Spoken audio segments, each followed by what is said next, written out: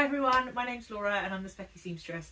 Welcome back to my channel, and once again I am welcoming myself back to my channel because it has been too long. With all the best intentions in the world, when I filmed that video back 8 months ago now and I said I'm back, I'm going to film all of these videos, I've got all of these ideas, YouTube has just dropped down the priority because life has been very busy. But I have been saying to my husband, I miss YouTube, and also I miss lots of other stuff around sewing and crafting. So we're making a conscious effort, both of us, to make sure there's time for things like YouTube in my life, because I miss you guys and I miss filming videos, and yeah, I want to be back. So I thought I would just share a bit of an update video this time round, because I have been gone for a while, and if you've been following me on Instagram you'll know that life is very busy at the minute, and I'm not posting super regularly there either, but you'll know a little bit more about what's been going on. But I thought I'd do a bit of an update, and then I'll tell you about my plans for future videos towards the end of the video.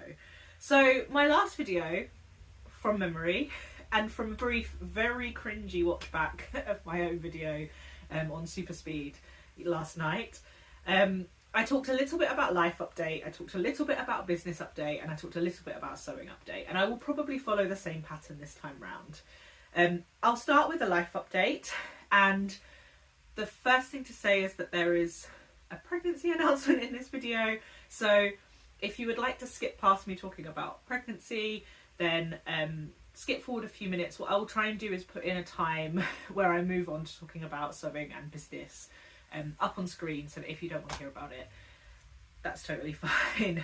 But yes, I am currently 29 weeks pregnant, I think, something like that. I'm due in March with a sibling for James. James is now an absolute wild 15-month-old. And life has been naturally very hectic with returning to work and running the business and looking after James and growing a new human. So things have been very busy.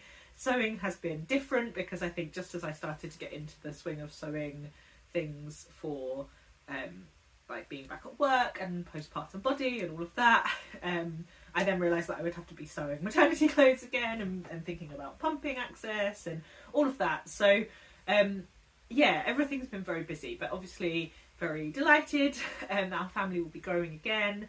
The pregnancy has been incredibly smooth so far, which, as you guys, or a lot of you will know, we had a very tough journey getting to James. So getting to James, that sounds almost violent.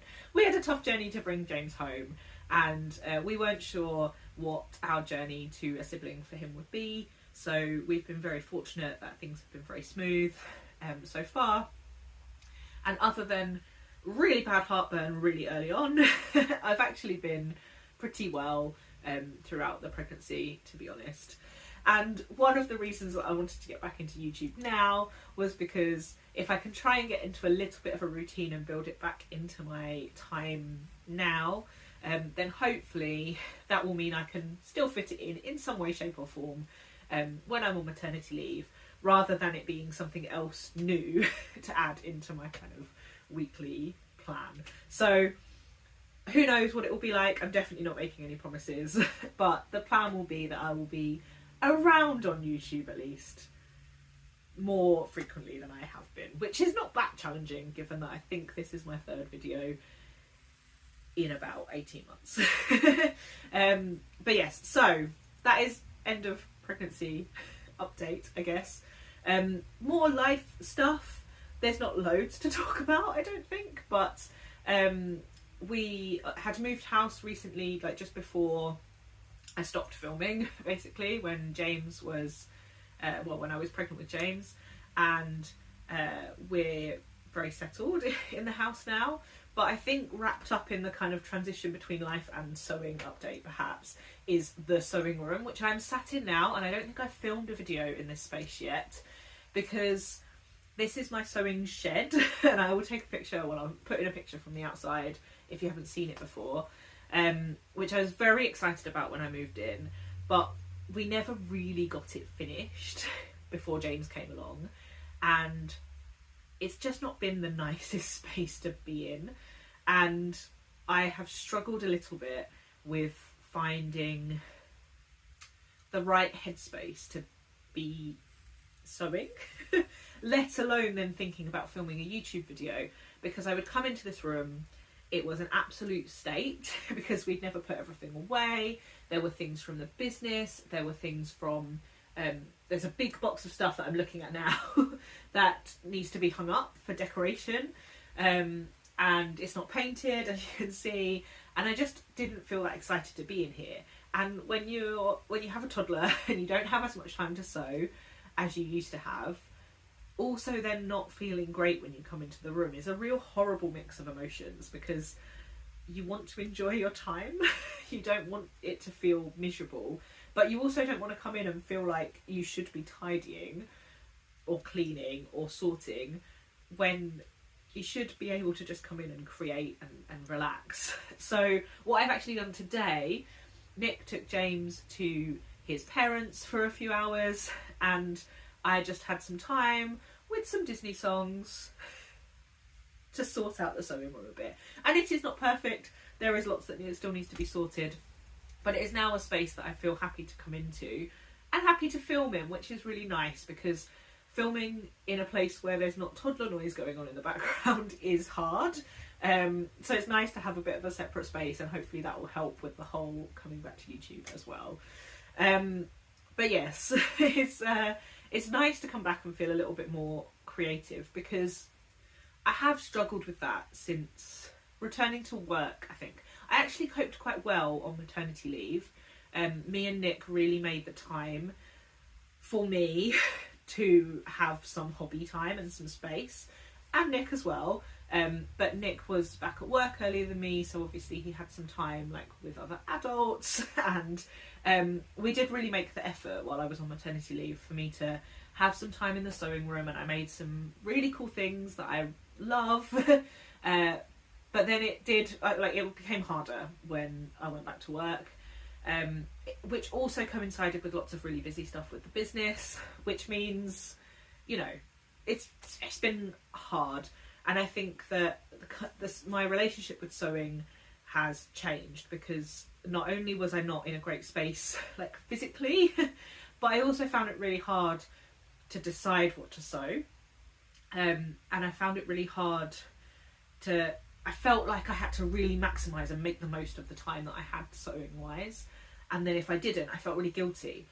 And I went through a little bit of a spell where I made a few things that I wasn't super happy with, or didn't quite turn out right, or needed a couple of alterations, and it really got me down, because I thought, but I just want to go into my sewing room and make something nice, and like, why am I struggling so much with this? So I've had a little bit of like sewing guilt, I guess, which is really sad, because it's a hobby that provides me a lot of joy, and that's just not been particularly the experience over the last few months, I would say.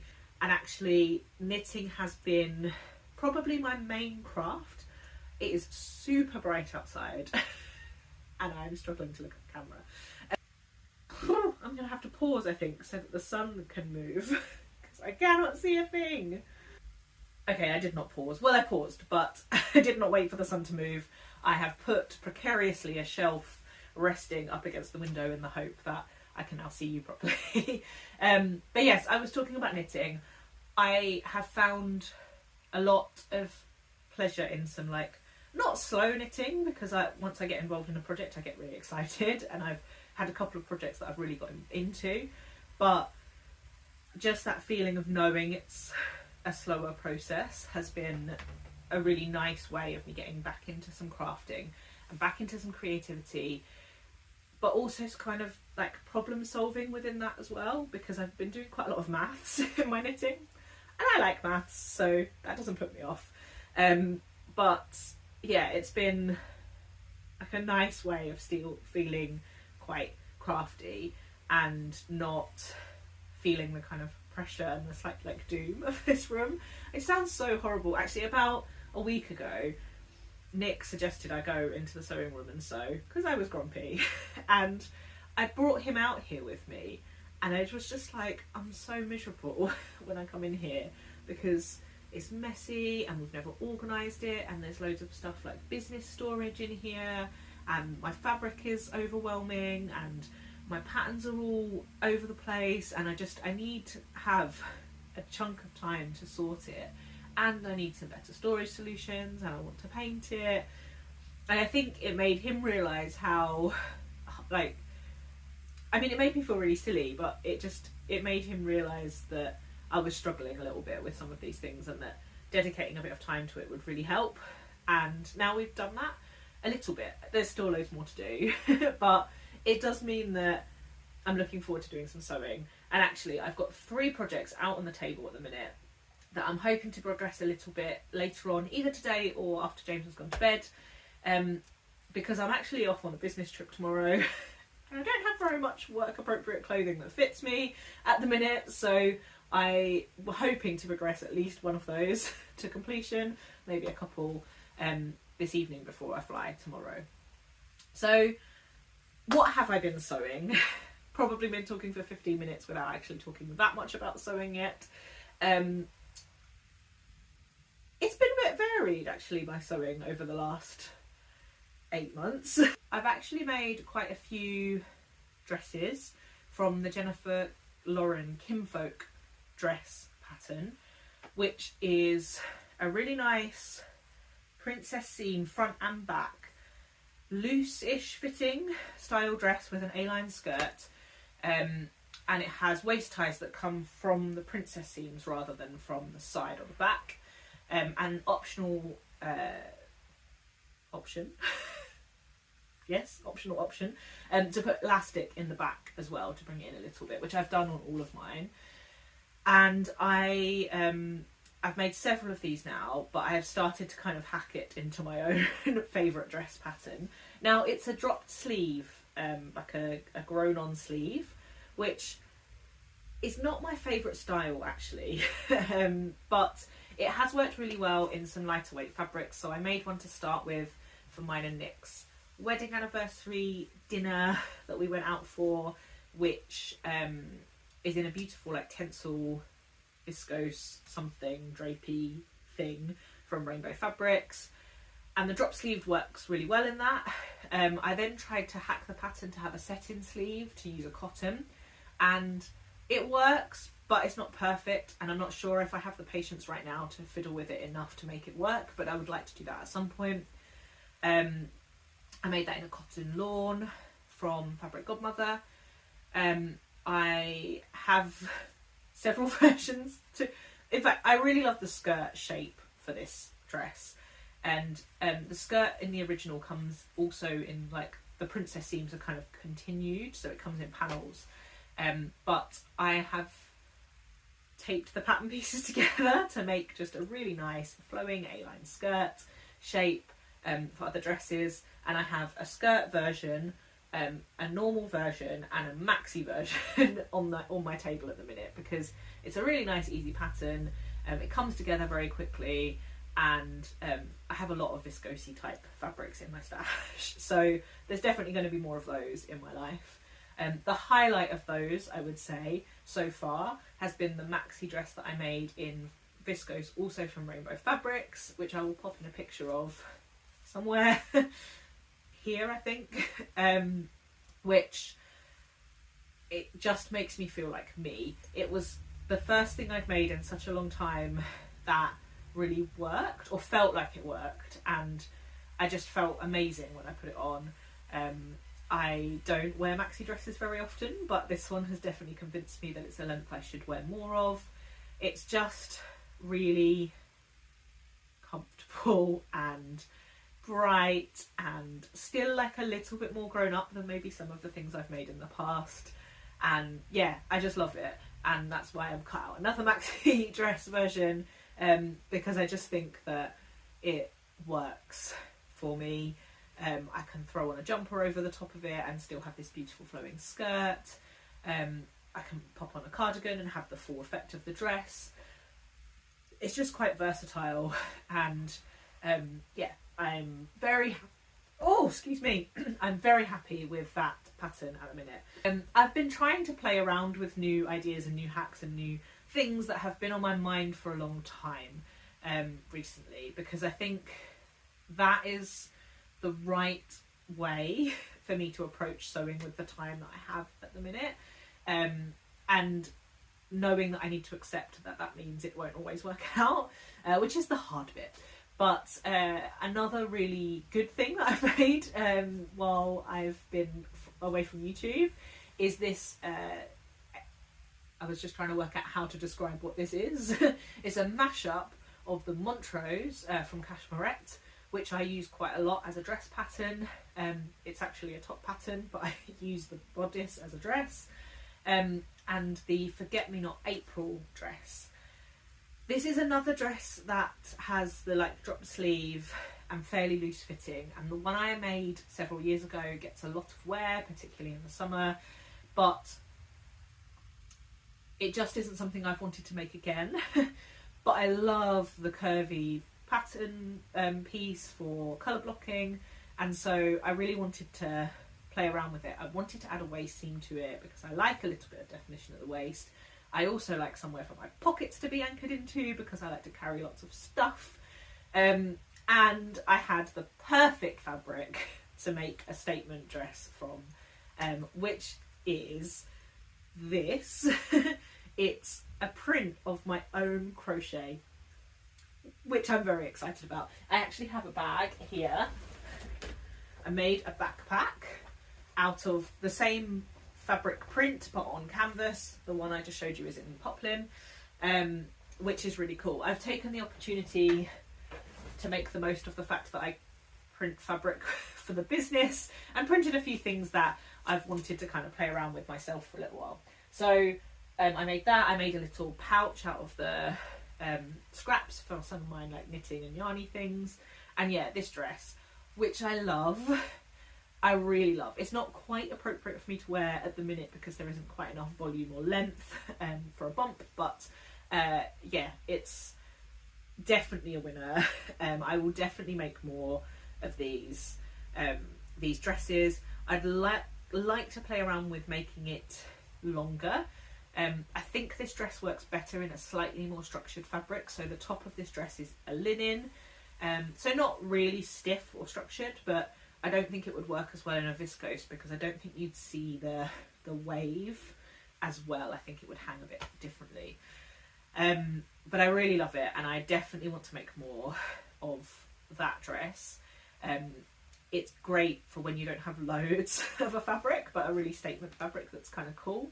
So they're probably the dresses that I've had really good success with. The other thing that I will mention in this video, and then I'll stop talking about sewing and start talking about business and then stop rambling altogether, is the Sasha Starlight side tie dungarees. Now I love a dungaree pattern. I've got Yantas, I've got rubies, I've got probably some others, but these really grabbed me. I kept seeing them on Instagram, not being made up, I just kept seeing them like advertised on Instagram, and I liked them. They kind of combined the Cocowawa Crafts honeycomb with the little side ties between princess seams with wide leg dungarees. And I finally decided to cut them out, and I made them in a really lovely green corduroy for winter, and I put African wax on the inside of the ties. They're a really cool construction. Like the facings are done really well. It's a great way to use some bias binding, which obviously I love. And its construction is clever. It's really neat on the inside. Sasha Starlight's only a fairly new pattern company, but I think they used to make like couture clothing. So you can kind of tell with the finishing that it is just like really nice and clever and well thought out. So when I actually had to read the pattern and follow the instructions and not just make, I have made one more pair in a cotton poplin that I haven't got photos of yet, in a like really bright floral affair. I was looking to see if I could see the scraps, but I don't think I can. that I picked up at a swap table, and I also have one more pair that are almost finished in a burgundy cord as well. And they have been kind of my outfit over the last couple of months, to be honest. I've worn them a lot. I say my outfit, my uniform is probably what I mean. And yeah, they're awesome and I love them. So they're kind of the things that I've made the most of. In terms of what I'm planning on making next, my main ambition for 2024 for sewing is to make myself a Jessica blazer from Closet Core. Closet Core? Yeah. Yes. Closet Core Patterns. Which I think has the hashtag like the Blazer of Glory on Instagram. I've wanted to make one forever. I keep putting it off. I've got 2 sewing days where I have pop-up shops for the Specky Seamstress coming up in January. And I'm hoping that I can get a toile cut and made over the course of those 2 days, so that I can then cut some proper fabric and make it.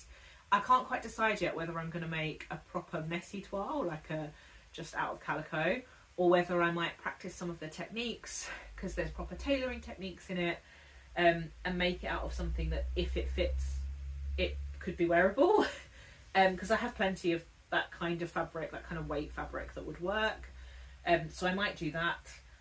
And then if it works, I'm going to treat myself to some very nice wool, probably from Fabworks Mill, who have this beautiful, very dark kind of black grey, like tweedy fabric with neon flecks in it, or like very bright coloured flecks in it, which I think would be a nice way of being like a smart blazer with a bit of fun.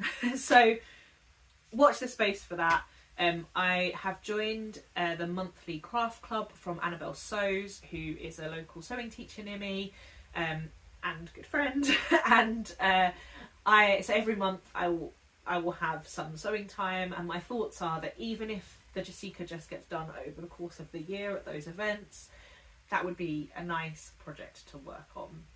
So that really is my main like sewing goal for 2024, is to sew myself a Jessica blazer that fits, that I love, because my work life is very busy at the minute and things are going really well, and I would really like to have a jacket that I can put on over some of my fun dresses that makes me feel professional and smart, because I do wear lots of my fun dresses at work, and that's fine.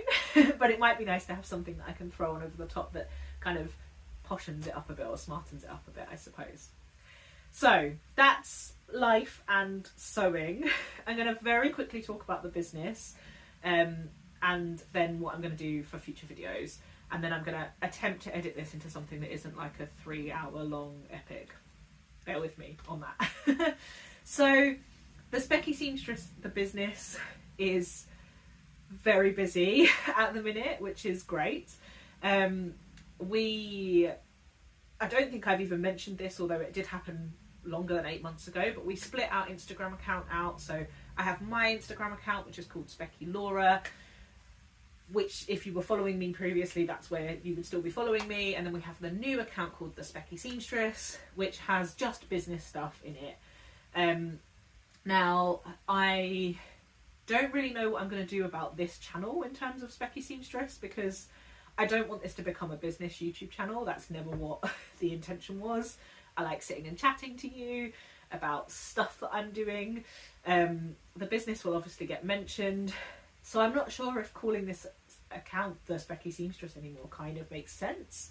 But I'll grapple that one and see what you guys think, and think about it over the next little while. I'm not going to change it yet.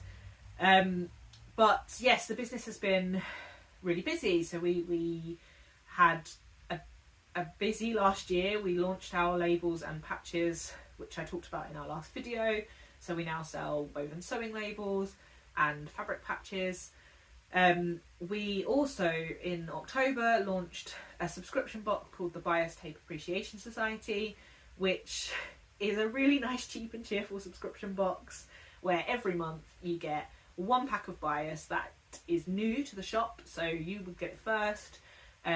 It won't get launched in the shop for 3 months, and It's just a cheap and cheerful sewing subscription, so it's £6 a month for the UK, and then extra for overseas, but we do ship worldwide.